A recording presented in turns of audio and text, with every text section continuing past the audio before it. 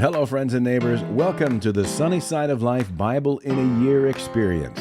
Join me each day as I read the Bible from start to finish. I'm reading from the Life Application Study Bible, New Living Translation, published by Tyndale House Publishers. I pray this daily reading will bless you as much as it does me. So let's get started. May 31st, Job, chapters 31 through 33. I made a covenant with my eyes not to look with lust at a young woman. For what has God above chosen for us? What is our inheritance from the Almighty on high? Isn't it calamity for the wicked and misfortune for those who do evil? Doesn't he see everything I do and every step I take? Have I lied to anyone or deceived anyone? Let God weigh me on the scales of justice, for he knows my integrity.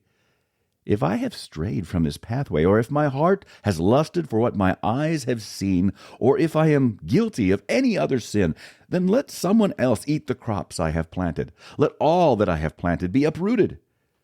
If my heart has been seduced by a woman, or if I have lusted for my neighbor's wife, then let my wife serve another man.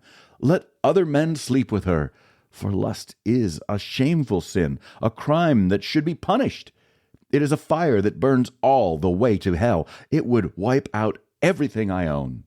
If I have been unfair to my male or female servants when they brought their complaints to me, how could I face God? What could I say when he questioned me? For God created both me and my servants. He created us both in the womb. Have I refused to help the poor or crushed the hopes of widows? Have I been stingy with my food and refused to share it with orphans? No. From childhood I have cared for orphans like a father, and all my life I have cared for widows. Whenever I saw the homeless without clothes and the needy with nothing to wear, did they not praise me for providing wool clothing to keep them warm?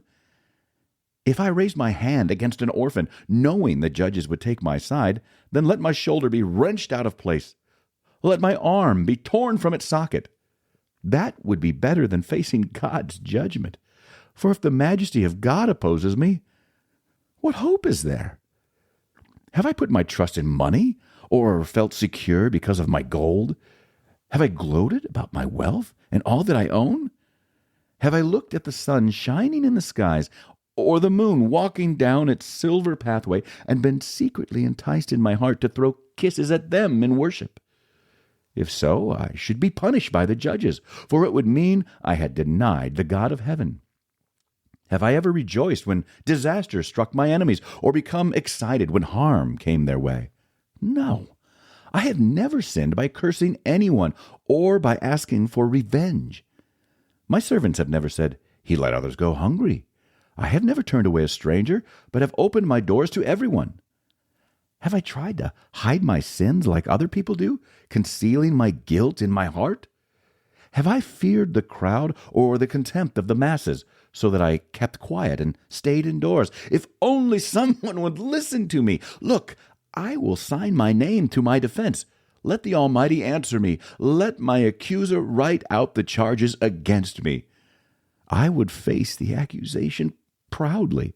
I would wear it like a crown, for I would tell him exactly what I have done. I would come before him like a prince. If my land accuses me, and all its furrows cry out together, or if I have stolen its crops or murdered its owners, then let thistles grow on that land instead of wheat, and weeds instead of barley. Job's words are ended. Job's 3 friends refused to reply further to him because he kept insisting on his innocence.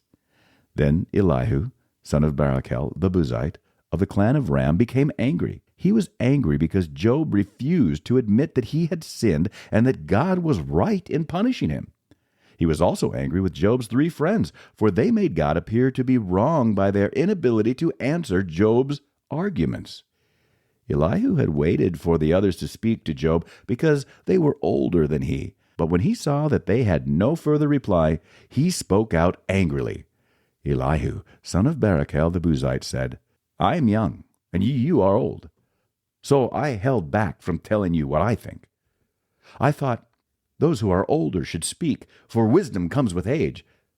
But there is a spirit within people, the breath of the Almighty within them, that makes them intelligent. Sometimes the elders are not wise. Sometimes the aged do not understand justice. So listen to me, and let me tell you what I think.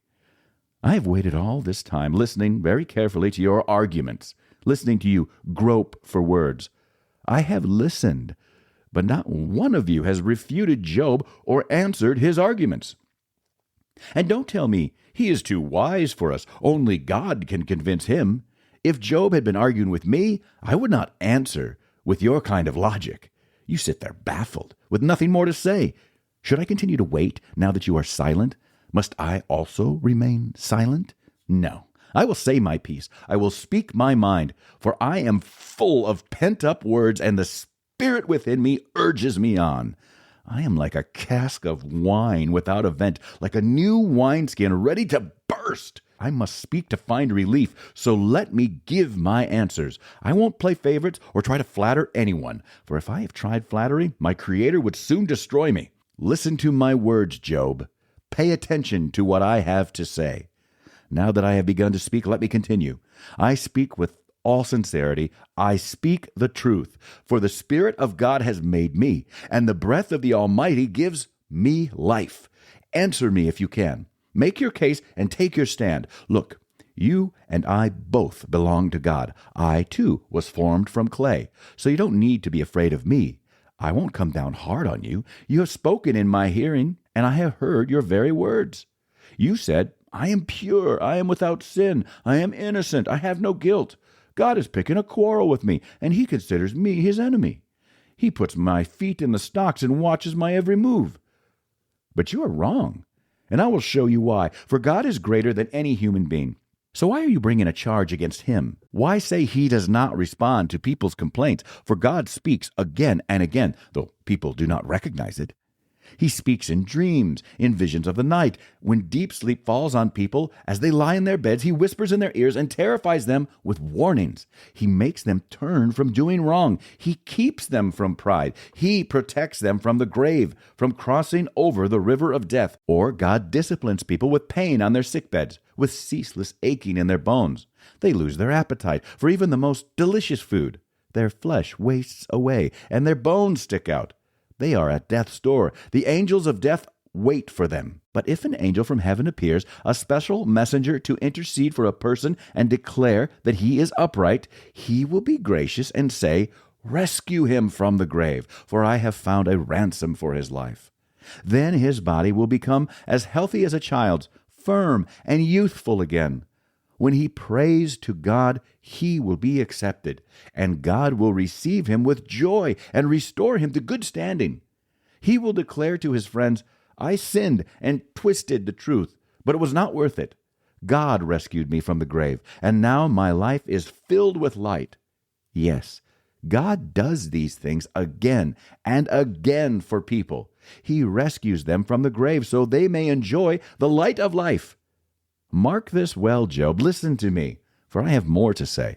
But if you have anything to say, go ahead. Speak, for I am anxious to see you justified. But if not, then listen to me. Keep silent, and I will teach you wisdom. That's it for today, friends. Feel free to read ahead on your own. Before I go, let's share the Lord's Prayer together. Our Father who art in heaven, hallowed be thy name. Thy kingdom come, thy will be done, on earth as it is in heaven. Give us this day our daily bread, and forgive us our trespasses, as we forgive those who trespass against us. Lead us not into temptation, but deliver us from evil. For thine is the kingdom, and power, and the glory forever.